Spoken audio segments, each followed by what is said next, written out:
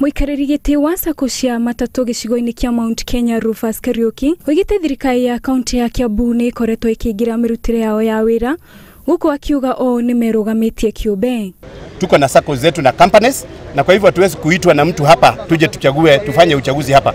Uchaguzi tulikuwa tumefanya na wamekuwa watu wa kanzo, sababu kwa ile serikali nyingine kulikuwa na representation ya watu wa matatu na kuna wale viongozi wetu ambao walikuwa wanaingia kwa ile kamati, lakini tumearifiwa kwamba walienda sijui walikaa mkutano wapi na hawakuhusisha watu wa matatu. Morĩtie thirikari ya Kiambu kũmathurĩra mũtongoria wĩna ũmenyo wa mathĩna marĩa ene matatũ macemanagia namo.